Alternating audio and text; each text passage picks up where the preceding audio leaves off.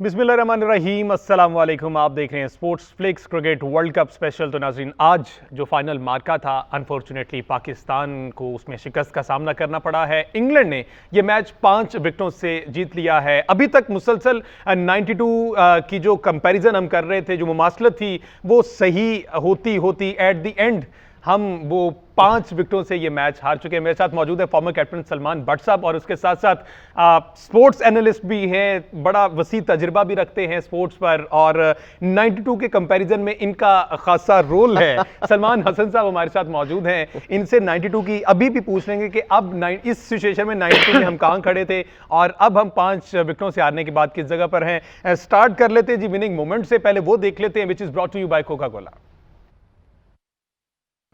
So they are the king of white ball cricket till now, अभी तक के, क्योंकि अब ये वर्ल्ड चैंपियन बन चुके हैं पाकिस्तान को हराकर। सलमान भट्ट साहब, बहुत अच्छी क्रिकेट खेली पाकिस्तान की जानिब से, नो डाउट। बॉलिंग जो जितना 137 पाकिस्तान ने किया, 138 का टारगेट था, जो कि एक कोई बड़ा टारगेट नहीं था, लेकिन जिस तरह से पाकिस्तान की बॉलिंग ने परफॉर्म किया, क्या देख रहे हैं? शहीन शाह जहां पर आउट हुए, वो टर्निंग पॉइंट, ग्राउंड से बाहर जो आउट हुए, वो टर्निंग पॉइंट हुआ हमारे। देखिए, उसका इम्पैक्ट तो है, ये नहीं मैं कहूँगा कि वो आते और डेफिनेटली मैच बदलते हैं, लेकिन उनका एक इम्पैक्ट है ऑपोजिशंस के ऊपर। मेरा ख्याल है कि छोटे टोटल के अंदर जब आप विकेट्स को हंट कर रहे होते हैं और इस तरह का आउटस्टैंडिंग बॉलर जो कि नए बॉल के ऊपर महारत रखता है और दुनिया में अपनी मिसाल एक है, विकेटें लेता है, तो इस टोटल के अंदर मेरा नहीं ख्याल है कि इसको 2 ओवर्स के बाद बदलना चाहिए था। हम लोग अपनी ट्रांसमिशन के दौरान भी गैप में यही बात कर रहे थे कि एटलीस्ट पहले 6 में से 3 ओवर शाहीन को ही करने चाहिए, और आप देखिए उसने विकेट्स लिए, ऊपर से he created chances, batsman uneasy थे वहाँ पर। क्यों हम दूसरे बॉलर को लाए 5वें ओवर में, मुझे समझ नहीं आई। I think it had to be Shaheen at least in the power play, या फिर अगर और उसमें विकेट लेते तो चौथा भी करा देते, क्योंकि Shaheen is not the same bowler with the old ball जो वो नए बॉल के साथ हैं। बहरहाल फिर भी मेरे ख्याल में पाकिस्तान ने एक आउटस्टैंडिंग फाइट बैक की है इस लो टोटल में। They made a match out of it. एक रिस्पेक्टेबल तरीके से पाकिस्तान फाइट करके इस फाइनल में हमारे लड़कों ने फील्डिंग बड़ी कमाल की। एक पॉइंट पे बैटिंग भी जब शान मसूद और बाबर कर रहे थे तो लग रहा था कि बैटिंग बिल्कुल ट्रैक पर है, हम 150-155 रन कर लेंगे। अनफॉर्चुनेटली वो विकेट्स गिरी। We again chose to play big shots, जो कि बड़ी ग्राउंड में होना इतना आसान नहीं है। लेकिन ओवरऑल अगर देखा जाए तो पाकिस्तान ने अपना जो अकाउंट पेश किया है वो बहुत सारी टीमों से बेहतर है। बहुत सारी टीमों से बेहतर है, जिस तरफ इशारा है मैं समझ सकता हूं कि बहुत सारी टीम से बेहतर है। बहुत सारी का मतलब और भी बिल्कुल बहुत सारे, मैं समझ गया, आप एक्सप्लेन नहीं कर रहे। सलमान हसन साहब, 92 से बहुत ज्यादा कंपेयर किया जाता रहा पहले मैच से लेके अभी तक। हम भी वहां पर पहले 2 मैचेस हारे, फिर हमने 3 आगे जीते, और इस तरह से अब ये भी कोई 92 में कुछ ऐसा भी हुआ था एंड पर? उस वक्त जो है वो कह रहे थे कि अब 92 की सारी निशानियां खत्म हो गई हैं, अब क़यामत की निशानियां शुरू हो गई हैं। ठीक है, तो और अब देखना ये है कि इसके बाद, अब यानी कि टूर्नामेंट के बाद क्या होगा। आपको एक और चीज़ बड़ी दिलचस्प बताऊं कि 92 के बाद जब 94 आया था ना, तो उसमें पाकिस्तान, जिस तरह अभी इंग्लैंड जो है वो 50 ओवर वर्ल्ड चैम्पियन और T20 world champion at the same time, तो इसी तरह 94 में पाकिस्तान जो है वो क्रिकेट का, स्नूकर का, हॉकी का और स्क्वाश का वर्ल्ड चैंपियन था। तो ये उस वक्त हमारे लिए बहुत हम कंपैरिजन करते हैं ना, तो ये एजाज़ की बात थी। तो आज इंग्लैंड जो है वो कह रहे हैं कि जी हम तो 50 ओवर के भी चैंपियन है, T20 के। बहरहाल वही बात कि जो जिसका दिन है, जो अच्छा खेला उस दिन, टॉस से ही मेरा ख्याल है कि जो है ना वो बात शुरू हो गई थी, क्योंकि मैं जितने एनालिस्ट या जो एक्स क्रिकेटर्स हैं उनको सुन रहा था हमजा, तो वो सब यही कह रहे थे कि टॉस बड़ा क्रूशल होगा। और मेरा ख्याल है हमारी जब ट्रांसमिशन शुरू होने वाली थी आज, तो उससे पहले भी बासित भाई से या भट्ट साहब से मैंने पूछा, तो वो यही कहते हैं टॉस वाकई मतलब यानी ठीक है कि उससे फ़र्क इतना नहीं पड़ना चाहिए, लेकिन अगर बाबर आजम टॉस जीते तो यकीनी तौर पर वो भी पहले जो है वो बॉलिंग यानी कि करते, जो फैसला उन्होंने किया, पहले बॉलिंग ही करते जो इंग्लैंड ने चूज किया। सलमान भट्ट साहब, क्या देख रहे हैं? 48 डॉट बॉल्स खेले हैं पाकिस्तान ने, हम कितना रन्स पीछे रह गए? 137 किया जिसमें 48 डॉट बॉल्स। देखिए हमजा, आई थिंक ये एक आफ्टर थॉट होती है कि उस वक्त आपने जो डॉट बॉल खेले, क्योंकि जब आप डॉट बॉल खेलते हैं तो आप इंटेंड नहीं करते डॉट बॉल खेलना, आप यकीनन कोई शॉट सोच रहे होते हैं, या कई दफ़ा आप फॉरन बैटिंग पे आए होते हैं, कोई विकेट गिरी होती है और उसके नतीजे में वो कलेक्टिव 2-3 क्लस्टर में ये जो है ना डॉट बॉल्स होते हैं। सो आई बिलीव कि इसको जब स्टैट्स में हम प्रेजेंट करते हैं जी 48 डॉट बॉल खेले हैं, तो स्टैट ये नहीं बताता कि किस मौके पे कौन सा बॉल था, बॉल अच्छा था, उससे पहले विकेट गिरी थी, अच्छे बॉलर का ओवर अख्ताम पे पहुंच रहा था, क्योंकि टैक्टिकल भी होता है ना एक सिचुएशन से निकलना। तो स्टैट्स जो है ना ये थोड़ा सा सच और बहुत सारी खाम ख्याली जो है ना आपके आगे पेश करते हैं, जिसको नॉन क्रिकेटर्स के लिए, क्योंकि जब हम टीवी पे बैठ के ऐसी बातें करते हैं तो उनके लिए पिक करना बड़ा मुश्किल होता है। और वो कहते हैं देखें जी 48 डॉट बॉल खेल दिए तो 8 ओवर रन ही नहीं बने, लेकिन उसके मौके, उसकी जो पिक्स होती हैं कि कहाँ पर किस मौके पर किस सिचुएशन में ऐसा हुआ, उसकी डिस्क्रिप्शन स्टैट नहीं देता। अगर आप निकालेंगे तो इंग्लैंड के भी कम नहीं होंगे। इंग्लैंड के जो बाउंड्री रेशियो है वो पाकिस्तान से कम थी 15वां ओवर तक। तो आई थिंक सिचुएशन खेल रहे होते हैं प्लेयर्स, और हम उस चीज़ को, ठीक है किसी मौके पे होता है कि जी पावर प्ले के अंदर डॉट बॉल नहीं होने चाहिए, आप सिंगल करें, रोटेट करें, बाउंड्री मारें, लेकिन ओवरऑल देखें अब शादाब ने जितने अच्छे बॉल किए, जब आदिल रशीद ने विकेट मेडन किया, अब उन बॉलों के ऊपर क्या कर लेता हैरी ब्रुक या क्या कर लेता इफ्तिखार, इतना बॉल स्पिन हो रहा था, तो वो तो डॉट होने ही थे, शुक्र करे उसकी विकेट नहीं गिर गई। हालांकि हैरी ब्रुक की अपनी खुद पूरी कोशिश थी कि मैं आउट हो जाऊं। तो ये पूरा ट्रूथ नहीं होता, सारा सच नहीं होता है जो स्टैट्स पे। इफ्तिखार मेरा ख्याल है कि हमजा जब आए हैं ना तो वहाँ से भी कुछ जो है ना वो एक सेटबैक था पाकिस्तान के लिए, जिस तरह शाहीन शाह जो है ना वो बाहर उनको जाना पड़ा 2.1 ही ओवर आई थिंक पहली बॉल कराई, उसके बाद बाहर चले गए।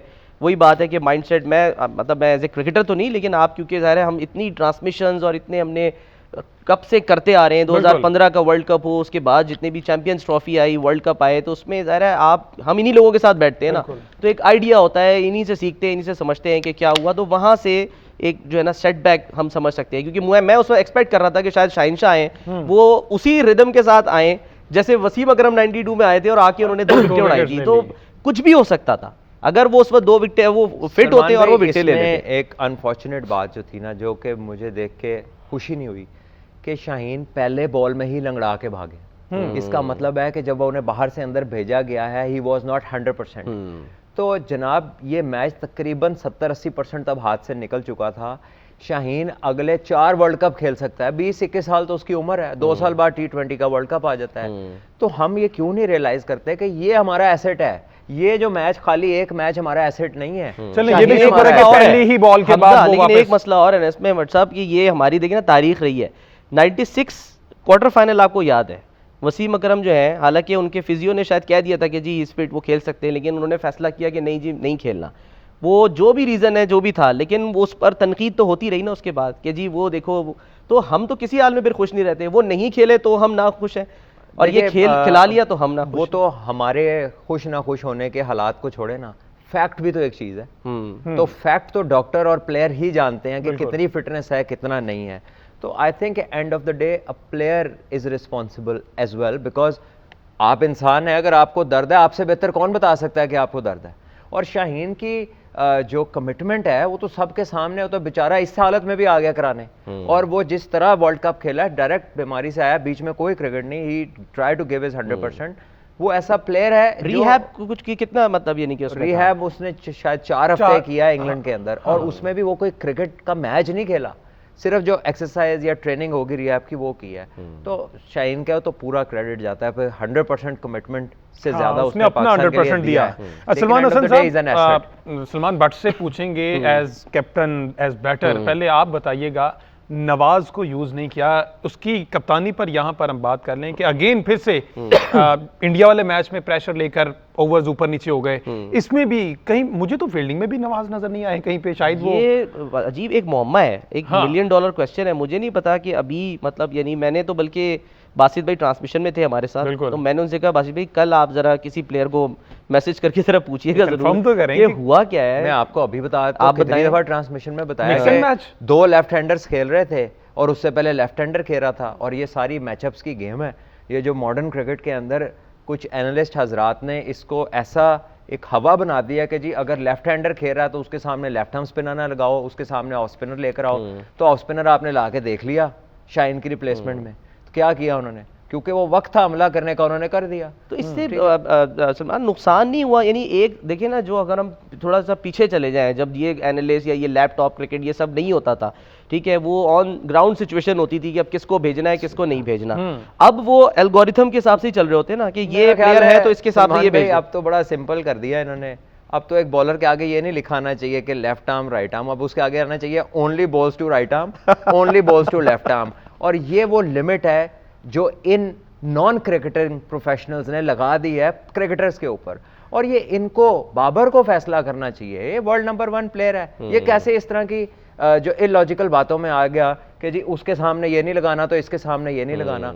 खुद कप्तान हो, इमाद वसीम इतना स्किलफुल प्लेयर है, he is a brilliant cricketer. Unfortunately उसने लाहौर कलंदर्स के एक मैच में बेंडक बैटिंग करा तो उसने अपने ओवर ही पूरे नहीं किए।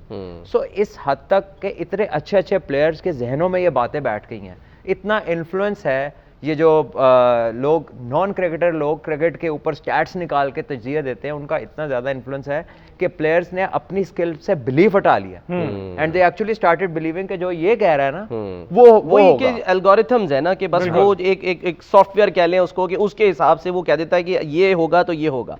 लेकिन कहीं बाज़ औक़ात किसी जगह के ऊपर ज़ाहिर है ये चीज़ शायद काम भी एल्गोरिथम तो यही कह रहा था ना कि ये 92 वाली रिपीट थी तो फिर पाकिस्तान को जीत जाना चाहिए था, फिर वो ना 92 वाली जो सूरत हाल थी वो तो नहीं हो पाई। 30 ओवर कम थे उसमें बस।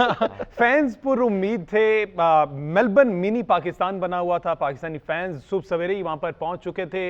अब फैन मूवमेंट देख लेते हैं, खेल दिल में है पावर्ड बाय जैज। तो जनाब फैन इस पूरे टूर्नामेंट में इसका फैंस का बड़ा सपोर्ट रहा है, हर मैच में स्टेडियम ऑलमोस्ट फुल दिखाई दिए हैं, और किसी भी टीम को अपने फैंस की बेहद ज़रूरत होती है, क्योंकि जब फैंस उन्हें चीयर अप करते हैं, बैकअप करते हैं, तो प्लेयर्स मज़ीद जान लगाकर मज़ीद मेहनत करके खेलते हैं। सलमान भट्ट साहब, जब आप ग्राउंड में उतरते हैं तो उस टाइम फैंस का रोल कितना इंपॉर्टेंट होता है? जब एक परफॉर्मर बॉलर बॉल करने जा रहा था, उसके पीछे से आवाज़ें आ रही होती हैं उसके स्पोर्ट में, तो वो कितना हेल्पफुल रहता है उस टाइम बॉलर के लिए, और या बैटर जिस टाइम खेल रहा होता है? देखिए जी, like everything in life it works both ways. अगर तो आपका वक्त अच्छा चल रहा है, आपकी फॉर्म अच्छी है, तो आप एंजॉय करते हैं, वो आपको मजीद एक एक्स्ट्रा एनर्जी प्रोवाइड करता है, मजीद आपको जोश चढ़ता है और आप गूस बम्प्स भी फील करते हैं। और अगर आप उन दिनों फॉर्म में नहीं है, अगर वक्त आपके साथ मेहरबान नहीं है आपके ऊपर, तो फिर आपको वो बर्डन और वो प्रेशर महसूस होता है। जितनी वो आवाज़ ज़्यादा होती है, जितना एक्सपेक्टेशन का प्रेशर होता है, सो ये प्लेयर की टाइम जोन के ऊपर भी चल रहा होता है कि जो आउटसाइड नॉइज़ है ये उसके ऊपर कैसा असर करेगी। तो इट्स अ मिक्स। अभी आपने मतलब जब उन्होंने ट्रॉफी उठाई है तो आपने देखा कि आप ही कह रहे थे कि प्लेयर्स की आवाजें आ रही थी, क्राउड की आवाजें नहीं थी, और यही अगर पाकिस्तान होता तो क्राउड की आवाज ज्यादा होनी की आवाज आनी थी पूरे स्टेडियम से। एग्जैक्टली, और प्लेयर्स की आवाज नहीं होनी थी। इसलिए फैंस जो है वो बहुत जरूरी है किसी भी मैच के लिए। मैचेस तो हमने इस मैच में तो पूरा देख लिया। अगर बाबर आजम की परफॉर्मेंस दिखा दें, कमबैक तो किया उन्होंने, सेमीफाइनल में 50 रन बनाए, और इसके साथ साथ अभी भी उन्होंने बहुत अच्छा खेला। उस पर थोड़ी सी बात कर ली जाए। बाबर आजम को आप फाइनल में उनकी परफॉर्मेंस को किस तरह से देखते हैं? रिजवान पर बाद में बात करते हैं। देखिए, बाबर आजम ठीक खेल रहे थे। अगेन अनफॉर्चुनेटली हमने मैच से पहले बात की थी आदिल रशीद की कि उसकी गुगली पिक नहीं कर पा रहे हमारे प्लेयर्स, और आज हमारा सबसे बेहतरीन प्लेयर, हमारा ही नहीं दुनिया का बेहतरीन प्लेयर जो है वो गुगली नहीं पिक कर सका, और वो कट मारने जा रहा था, एंड इन दी एंड वो एक अजीब सा शॉट उसने खेला, क्योंकि वो एडजस्ट करने की कोशिश की कि अब ये तो गुगली हो गया, अब मैं क्या करूं, और उस पे वो विकेट अपनी गवा बैठे। मार्जिन ही नहीं मिला उन्हें हिलने का भी, और अनफॉर्चुनेट कि आपको हाथ चेक ना हो, ठीक है। अब यही बैट्समैन को, यही जो बैट्समैन के एक स्किल्स में से एक स्किल है कि आपको हाथ से पता लग जाए कि इसने गुगली किया है, फ्लिपर किया है, या इसने मुझे लेग ब्रेक किया है। इफ्तिखार आए जो वो वाला ओवर के 5 बॉल खेले, उन्हें एक बॉल नहीं पता चला कि कौन सा लेग ब्रेक है, कौन सा फ्लिपर है, कौन सा गुगली है। पांचों के पांचों बॉल वो गैस कर रहे थे। समझने में ही उन्होंने 5 बॉल गुजार दिए, और उसके बाद अच्छा रिजवान की परफॉर्मेंस को किस तरह से? प्रेशर मैच में वैसे तो एक बड़ा खिलाड़ी है, टॉप 1 T20 रैंकिंग में बैटर है हमारे, आज भी अच्छा खेल रहे थे, छक्का भी लगाया, रनिंग बिटवीन द विकेट भी अच्छी कर रहे थे, बट इनसाइड एज अगेन वो जो आदत है ना कि स्लो एंड लो विकेट्स के ऊपर आप थोड़ा सा रूम मिलता है, आप स्क्वायर ऑफ द विकेट खेलने जाते हैं, बॉडी के करीब से भी आपको वक्त मिल जाता है। ऑस्ट्रेलिया में पेस है, बाउंस है, यहाँ पे आप करीब से वो काम करने जाते हैं, वो चीज़ होती नहीं है। और ये जो मोड ऑफ डिसमिसल है, इनसाइड एज पे बोल्ड होना, ये इन पिचेस पे इस तरह की पेस एंड बाउंस पे ज़्यादा होता है।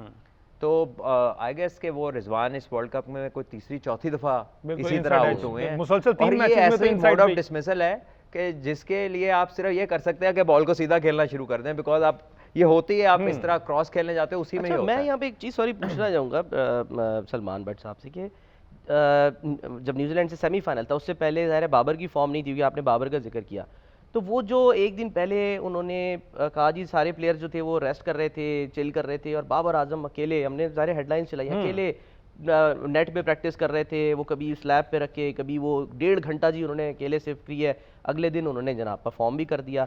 ये क्या मतलब, यानी कि कोई मेंटल मसला, क्योंकि देखिए टेक्निक तो जिस प्लेयर की जो है वो कोई एक दिन में 4 दिन में इस लेवल पे आने के बाद कि आप यानी ये टीम में खेल रहे हो तो टेक्निक तो ठीक नहीं होती ना, उसमें तो सिर्फ सलमान भाई ये सेटिस्फैक्ट्री लेवल्स होते हैं। कुछ प्लेयर्स होते हैं जो इंटेंस प्रैक्टिस, ज़्यादा प्रैक्टिस से ना वो फील गुड फैक्टर उनका स्टार्ट हो जाता है, दे स्टार्ट टू फील कि मैं इन हूँ। कुछ प्लेयर्स होते हैं वो क्या करेगा, प्रैक्टिस छोड़ के चला जाएगा।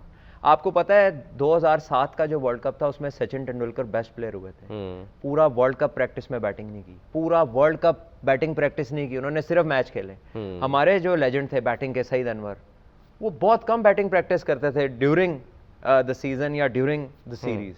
तो different players react differently. Babar Azam तो अभी भी दिन में बहुत बैटिंग करते हैं, जब कैंप लगता है तो तभी बाबर आजम दिन में बहुत बैटिंग करते हैं, 2-3 जगह throw down, stick, bowling machine, nets के अंदर डिटेल्ड प्रैक्टिस करते हैं। कुछ प्लेयर्स होते हैं वो क्वालिटी थोड़ा सा टाइम लगा लें तो they start to feel confident. हर इंडिविजुअल का डिफरेंट होता है। अच्छा सलमान भाई, आपने इतने ये इवेंट्स कवर किए हैं, ट्रांसमिशंस की हैं, आज की हार का उस तरह से दुख नहीं हुआ क्योंकि लड़के हारे हैं। मसला तब आता है, तब तनकीद की जाती है जब पता चल रहा है कि वन साइडेड मैच है, आखिरी ओवर तक मैच गया और सिर्फ 138 करना था। हाँ, देखिए सबसे ज्यादा तो जो दुख होता है, अफसोस, वो हमेशा इंडिया से हारने में होता है, और वो बहरहाल पाकिस्तान ने अभी पिछले कुछ अरसे से वो तोड़ दिया, खासकर जब दुबई में हमने इंडिया को T20 वर्ल्ड कप में 10 विकेटों से हराया, 152 फॉर 0, वो बहुत बड़ी अचीवमेंट थी।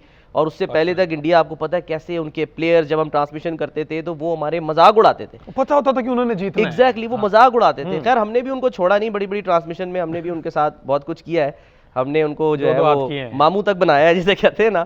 तो लेकिन जाहिर सी बात है कि ये राइवलरी जिस तरह से, आज मैं एक बात कह रहा था अभी ब्रेक में भी कि इंग्लैंड का ऑस्ट्रेलिया से वर्ल्ड कप लेके जाना जो है ना, ये बहुत बड़ी उनके लिए भी अचीवमेंट है, क्योंकि एशेज में जो उनकी राइवलरी है, ठीक है, वो बेसिकली उनके घर में घुस के वो वर्ल्ड कप लेके चले गए।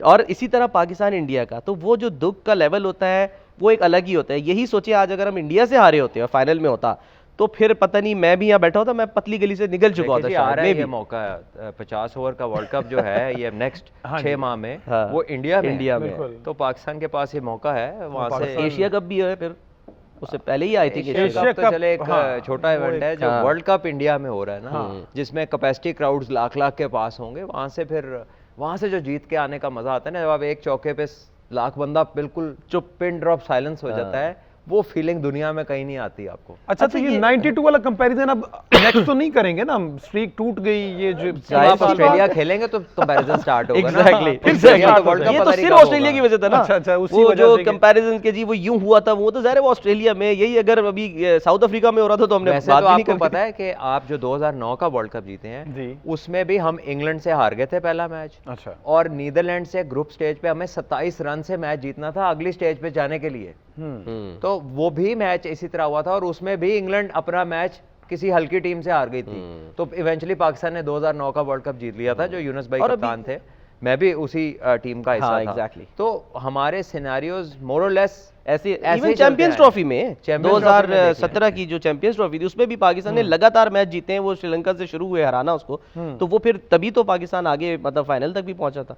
अच्छा जी, साथ साथ थोड़ी सी डिस्कशन कर लें बैटिंग परफॉर्मेंस पर भी। शान ने जिस तरह से आज परफॉर्म किया है, 38 रन्स ऑन 28 बॉल्स, और जिस मौके पर वो आउट हुए हैं सलमान भट्ट साहब, उस जगह पर उन्हें मैच को उम्मीद कर रहे थे कि जिस तरह ने शान ने 1-2 बड़े हिट्स लगाए, उम्मीद कर रहे थे कि शायद ये लंबा लेके चलेंगे, लेकिन वो देखिए हमारा फ़र्क जो था और जो इंग्लैंड की बैटिंग में हमें फ़र्क नज़र आया, वो गैप्स में खेल रहे थे। शान ने हिट ज़रूर मारे, लेकिन शान ने जो शॉट सिलेक्ट किया वो सीधा फील्डर के हाथ में गई। तो अब ये तो हम कह नहीं सकते कि वो एम किधर कर रहे थे, ये तो वही जानते हैं, लेकिन जो on the face of it जो स्क्रीन पे नज़र आया कि वो शॉट ऐसा नहीं हुआ कि उन्होंने कोई सीधी मारी थी या स्क्वायर लेग पे या कवर में मारी थी तो मिड विकेट पे कैच हो, उन्होंने मारी मिड विकेट ही थी। सो आई गेस कि जहाँ पर शान का जो रोल है वो होना ये चाहिए था कि वो आखिरी ओवर तक जाते, इररिस्पेक्टिव के सामने से क्या हो रहा है, क्योंकि उन्हें पता है सामने से सारे प्लेयर्स का एक ही तरह का माइंडसेट है कि वो आए और बड़ी हिट्स की ट्राई करें। तो ऐसे में शान एक हमारे प्रॉपर बैटर थे, जो खेल भी अच्छा रहे थे, जो बैट बॉल को रन्स भी कर रहे थे और अच्छे बॉल पर भी वो सिंगल डबल कर रहे थे। तो उन्हें अपना रोल समझना चाहिए था कि वो आखिर तक खेलते। क्या ख्याल है, मोहम्मद हारिस बड़े मैच का प्रेशर ले गए? नहीं, देखिए ये पिच और था, मैं पहले 6 दफ़ा बता दिया आज की ट्रांसमिशन में कि एडिलेड जो है वो it's just like any Asian pitch. वो जहाँ पर उन्होंने मारा साउथ अफ्रीका को, बड़ा स्लो और लो पिच था। ये आज जो पिच था, इस पे तो साउथ अफ्रीका जितना एक भी तेज बॉलर नहीं था, सारे मीडियम पेसर्स थे जिनका बॉल ऐसे जा रहा था, किक कर रहा था। तो ये कंडीशन डिफरेंट है और स्लॉगिंग इन कंडीशंस में नहीं हो सकती। बिल्कुल, यहाँ पर आपको प्रॉपर बैटिंग करो। Haris is not a proper batter. Haris है जो आजकल लोगों को पसंद है ना जी, कि परवाह नहीं है जी, आए जी दिलेरी से मार दी, चला दी, मौला जट बैटिंग हो रही है। तो असल में तो बैटिंग ये नहीं है। बैटिंग में तो आपको बड़ा मेथोडिकल होना पड़ता है, जो कि मेथड ऑब्वियसली नहीं है। उन्होंने 10 गेंद खेले, मेरा 9 गेंद तो उन्होंने लगा अभी या आउट या चौका या आउट या चौका। जब आप हार जाते हैं ना, तो फिर जाहिर सी बात है तनकीद तो होती है। अब ये भी शायद होती रही पहले, लेकिन जब टीम फाइनल तक पहुंची तो लोग भूल गए कि जी मिडिल ऑर्डर चल नहीं रहा, कमज़ोर है। न्यूजीलैंड के खिलाफ फिर वो चला, उससे पहले देखिए मिडिल ऑर्डर तो सलमान भाई 2 साल से जिस पे जिद लगा बैठा था पाकिस्तान क्रिकेट बोर्ड का, यही हमारा मिडिल ऑर्डर है, वो तो सारा बेंच पे बैठा हुआ। उन्होंने तो एक मैच खेला इस टूर्नामेंट का और वो सारे बाहर हैं क्योंकि वो तैयार ही नहीं थे तेज बॉलिंग और पेस और बाउंसी विकेट्स के लिए। वो तो जितनी दफ़ा उन्हें बाउंसर हुए हैं, वो लड़के बेचारे, उनको नहीं समझ लगी कि हमने इनको कैसे डील करना है।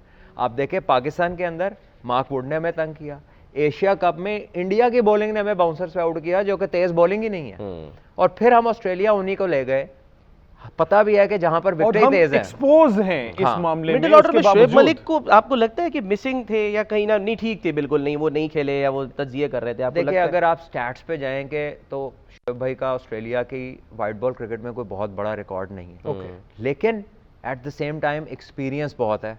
एक्सपीरियंस है और स्मार्ट क्रिकेटर है। और अभी होना क्या था, बड़ी ग्राउंडों में फिटनेस और रनिंग, तो Shoaib Malik is one of the fastest runners between the wicket. वो जो आपकी गैप्स में खेल के तेज रनिंग वाला एस्पेक्ट है, वो अगर आप उनके साथ रोल डिफाइन कर देते कि जी आपने 30 बॉलें खेल के 45 तक रन्स करने हैं और उसमें 7 चलाना है, तो he could have been a good option. लेकिन हम लोग क्या करते हैं, किसी की दफ़ा हम कहते हैं जी यंग प्लेयर्स को लेके जाना है, इसका अब टाइम, खुद ही टाइम अप कर देते हैं अपने ख्याल में, और किसी को हम जो है वो फैट लेवल की मशीन भी जिसको नहीं पकड़ती उसको भी हम खिला के कहते हैं कि जी ये ठीक है। तो हमारी तो ये है कि जिस पे दिल आए वो जैसा मर्जी हो हम उसे खिला देते। मैं जो कंपैरिजन की आप बात करते हैं ना, ट्रांसमिशन में भी की थी, और वही क्योंकि हमने वो भूलना तो नहीं है, क्योंकि वो हम भूल ही नहीं सकते, क्योंकि उसके बाद हम कोई वर्ल्ड कप मतलब 50 ओवर का तो जीते ही नहीं है ना 92 के बाद, इंतजार ही कर रहे हैं। और इंग्लैंड जो है वो भी जीत गया, प्लस T20 चैंपियन भी बन गया। जब ये हुआ था 92 का फाइनल, तो उसमें आपको याद होगा कि अर्ली विकेट गिरी ना, तो इमरान खान साहब आए थे, ठीक है, 31 ओवर में 100 रन बने थे पाकिस्तान के। अच्छा जी, बाकी के 19 ओवर में 149 रन बने थे। तो वो किसी ने रोका ना, खान साहब ने, मियां दाद ने रोक के खेले ना कि हाँ जी इनिंग्स बिल्ड करनी है। ठीक है जी, डिस्कशन हमारी जारी है। नाजरीन के लिए यहाँ पर लेके आए कोका कोला की जानिब से एक ज़बरदस्त कंपटीशन है, जो कि QR कोड की सूरत में अभी स्क्रीन पर भी शो होगा, और फैंस उस QR कोड को स्कैन करके कंपटीशन खेल सकते हैं, और जीतने वाले को ऑफिशियल कोक की जो मर्चेंडाइज है वो भी मिलेगी। तो ड्यूरिंग ब्रेक आप भी QR कोड स्कैन कीजिएगा और ये खेलेगा, और हमारे एक्सपर्ट भी, और आज सलमान हसन साहब भी साथ हैं, वो भी ये गेम खेलेंगे। देखना ये कि आज आखिरी रोज़ पाकिस्तान वैसे तो मैच हार गया, लेकिन आप हमारे एक्सपर्ट से जीत सकते हैं या नहीं, ये जरूर खेलिएगा। यहां पर शामिल करते हैं शॉर्ट ब्रेक।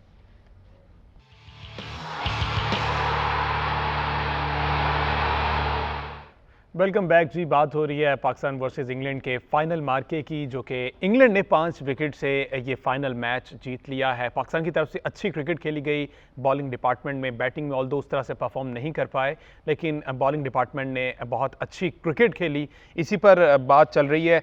इंग्लैंड की बैटिंग की सलमान भट्ट साहब अगर बात कर ली जाए, एलेक्स हेल्स जो कि इंडिया के खिलाफ आउटस्टैंडिंग ने आई गेस 86 और 87 किया उन्होंने, पाकिस्तान को अर्ली विकेट मिल गई, और उसके बाद हमने जॉस बटलर को भी कहीं ना कहीं जल्दी पकड़ लिया।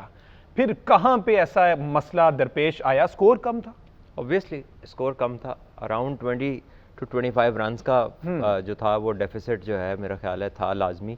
और आई थिंक पाकिस्तान ने फिर भी बहुत शानदार बॉलिंग की, 5 विकेट्स लिए, पावर प्ले के अंदर 2 विकेट्स लिए, वेरी क्लोजली 3rd विकेट भी हो सकता था। But again at the end of the day एक मॉडरेट सा टोटल था, और 137 में होता यही है कि एक अच्छी पार्टनरशिप, 2 ओवर बैटिंग साइड के अच्छे लग जाएं तो रन बॉल पे बात आ जाती है, और जब रन बॉल पे बात आ जाती है तो वो प्रेशर रहता नहीं है। सही। अच्छा, अब सैम करन जो कि ऑस्ट्रेलिया के खिलाफ 5 खिलाड़ियों का आउट किया, अफगानिस्तान के खिलाफ, और वो through out the tournament bowling में तो आउटस्टैंडिंग रहे। आज भी उन्होंने 3 खिलाड़ियों का आउट किया है, उसी बाउंस, उसी शॉर्ट पिच, उसी फुल लेंथ, और पाकिस्तान को पता भी था, उसके बावजूद वो फेस नहीं कर पाए। नहीं, पता होने से क्या होता है, सारी दुनिया को पता था शोएब अख्तर तेज है तो क्या हो जाता था सबको पता था उसकी मोहम्मद तैयारी- आसिफ का बॉल स्विंग होना है तो क्या हो जाता उसकी था। तैयारी। कोई तैयारी नहीं होती है अच्छे बॉलों की और राइट टैक्टिक्स की। राइट टैक्टिक्स के खिलाफ फिर आपको एक्स्ट्रॉर्डनरी मेजर्स करने पड़ते हैं, और जो आज नजर आ रहा था जब बाबर और शान मसूद खेल रहे थे, वही तरीका था एमसीजी में रन्स करने का कि आप तेज रनिंग करें, गैप्स में शॉट्स खेलें। आप देखें बटलर ने जो छक्का मारा उसने पेस को यूज किया, उसने फोर्स नहीं किया इशू के मैं सामने अपना जोर दिखाऊं, क्योंकि ये इतनी लंबी बाउंड्रीज हैं कि जरा सा मिस हिट हो वो बाहर जाते ही नहीं है। सो पाकिस्तान का जो इशू आया कि जब हमारे हारिस आए बैटिंग करने, तो हारिस ने तो ऐसे खेला कि जैसे वो शायद लाहौर में खेल रहे हैं, वो हर बॉल पे निकले और वो चला रहे थे, और he was hopping against hope के जी लग जाएगी और चली जाएगी, वो होना नहीं था। इसे जो कहते हैं लपेटना, कि वो हर बॉल को लपेटने की कोशिश कर वो रहे थे। मेथड टू मैडनेस, वो सिडनी से ही नहीं आए थे, जैसे अभी सारा मुल्क 92 से नहीं आ रहा बाहर, वो सिडनी से ही नहीं बाहर आए थे। ये बार बार आपको कह रहे हैं कि सारा मुल्क 92 से बाहर नहीं आया। सलमान, अच्छा, कौन सा प्रिडिक्शंस तो आपकी बड़ी बीच में कुछ सही भी साबित हुई? एलेक्स हेल्स को आपने कहा कि ये शाहीन अफरीदी पहले ओवर में इसकी विकेट तो जरूर लेगा, वो ऐसा हो गया। कौन सा ऐसा मोमेंट था जो कि आपका इस मैच में फेवरेट रहा हो कि भाई ये मजा आया यहाँ पर? मैच तो हमने जाहिर सारा सी बात है, देखिए इसमें इस मैच में तो कोई ऐसा बहुत ज्यादा नहीं था, क्योंकि अर्ली विकेट जो आपको पता है मेरी नजर रहती है, और वही वाली बात के जो स्टैट्स भी बताते हैं, और इस पर बाकायदा क्रिक इन्फो के ऊपर पूरा मतलब आर्टिकल भी छप चुका है कि जो शाहीन शाह अफरीदी का पहला ओवर और उसकी जो तीसरी डिलीवरी होती है ना, या चौथी, वो बड़ी मतलब होती है। आपको याद होगा जो दुबई में हुआ था, उन्होंने केएल राहुल को भी इसी तरीके से आउट किया था, और रोहित को भी, तो वो तीसरी डिलीवरी उनकी होती है। तो आज भी मुझे लग रहा था कि आज पहली ओवर की मेरे ख्याल है पांचवी बॉल पे कर लिया था, छठी बॉल पे किया बॉल पे, जिस पे दूसरी कहा था कि दूसरी दफा तीसरी बॉल है। ठीक है, ठीक है। तो एटलीस्ट ये है कि वो अर्ली विकेट, जाहिर सी बात है, क्योंकि मुझे याद नहीं, इंडिया के खिलाफ मैच था, मोहम्मद आमिर ने अर्ली मेरे ख्याल 3 खिलाड़ियों को आउट कर दिया था चैंपियंस ट्रॉफी के फाइनल में। नहीं, और 80-84 वो रन का बांग्लादेश टारगेट वो बांग्लादेश में एशिया कप का मैच था, हाँ, जिसमें उन्होंने वैसे तो वो पहला भी आउट था जो अंपायर ने कबूल नहीं किया, बहुत बड़ा आउट था आमिर की बॉल पे वो भी, और फिर उन्होंने रोहित शर्मा की विकेट ली, और उसके बाद उन्होंने सुरेश रैना की भी विकेट ली, और आई थिंक युवराज सिंह थे शायद जिन्होंने थोड़ी पार्टनरशिप लगाई विराट कोहली ने। हाँ, मतलब यानी 3 विकेटें एकदम अर्ली जो है वो गिर जाना, तो वो 80-84-85 रन का टारगेट जो है वो भी आपको लग रहा होता है कि नहीं जी अब ये शायद ना कर सके इंडिया। फिर कोहली ने मेरा ख्याल है इनिंग्स बिल्ड की थी जैसे वो हमेशा करते हैं। अच्छा, एम्पायरिंग की बात की, इस मैच में तो एम्पायर्स पे उस तरह का कोई फैसला नहीं आया जिसमें उन पे क्रिटिसाइज किया जाए, क्योंकि पिछले कुछ मैचेस में रिस्मिस पे बहुत क्रिटिसाइज किया जा रहा है, बांग्लादेश वाला मैच हो जाए, पाकिस्तान वाला मैच हो जाए, तो इसमें तो ऐसा कोई आपने आउट नहीं देखा जो? नहीं, आई गेस इस तरह का कोई टाइट डिसीजन इसमें तो नहीं आया, pretty much everything was very clear, और with the help of technology. देखिए एंड ऑफ द डे हम लोग जो हैं वो आप उस डिसीजन की बात कर रहे हैं रेसमस के ऊपर जिस पे शायद वो फील्ड अंपायर थे, बिल्कुल, लेकिन जो रेफरल था वो तो थर्ड अंपायर के पास था ना, तो उस पे भी हम एरेसमस की बात कर रहे हैं। नहीं, वो क्योंकि सॉफ्ट डिसमिसल आउट जो उसने ऑन फील्ड अंपायर ने दिया था, दैट्स व्हाई उस बात पे यह है कि सॉफ्ट डिसमिसल को ओवरटर्न करने के लिए कंक्लूसिव एविडेंस होना चाहिए, और जब कंक्लूसिव एविडेंस नहीं होता तो क्रिकेट की एक टर्म है जो सदियों से चली आ रही है कि if there is doubt, doubt benefits the batsman. जब डाउट होता है कि आउट है या नहीं है तो फिर बेनिफिट ऑफ द डाउट हमेशा बैट्समैन को दिया जाता है, ये टेक्नोलॉजी से पहले की बात है, तो इसमें तो कुछ नया नहीं हुआ। तो बेन स्टोक्स को तो वेस्ट इंडीज कार्लोस ब्रैथवेट ने मारा, तो उसने किस चीज का गुस्सा निकाल दिया? 50+ रन कर गए, और देखिए मैच विनिंग वही बात है कि एक शख्स को हमने उस वक्त देखा था, क्योंकि मुझे याद है हम उस वक्त भी यही ट्रांसमिशन ही कर रहे थे, और मैं ही इत्तेफाक से बैठा हुआ था, एक और चैनल में था इससे पहले। 4 छक्के लगातार पड़े कार्लोस ब्रैथवेट ने मारे हैं, मेरे ख्याल है कार्लोस को खुद भी नहीं पता होगा कि मैं ये मतलब कर सकता हूँ, और बेन स्टोक्स को ये अंदाज़ा नहीं था कि यार ये मतलब 4 छक्के इस तरह से पड़ सकते हैं लाइन ही अचानक। बुरी है वो, रिमेंबर द नेम। वो कार्लोस ब्रैथवेट से शुरू हुई थी और उसके बाद आज तक वो आसिफ वैसा अली नहीं पर आई खेला। है वो। आसिफ अली और पर आई है। हमारे इधर भी एक लाइन शुरू हुई थी, वो भी बेचारा कभी भी वैसा नहीं ये खेला। तो सलमान भट्ट साहब, मिडिल ऑर्डर में अभी हमें अगर खुशदिल शाह होते यहाँ पर, आसिफ अली होते, तो शायद मनाजिर कुछ और होते। 137 की बजाय हम 170 प्लस कर चुके होते, क्योंकि उस जगह पर ऑल दो वो उन्होंने खुद एडमिट किया कि 3-4 बॉल्स के खिलाड़ी हैं, तो आखिरी ओवर जिस तरह से जाया किया वहाँ पर हेल्पफुल 3-3 4-4 जो खेली हैं उन्होंने इधर, उसमें क्या किया है ये बताएं ना।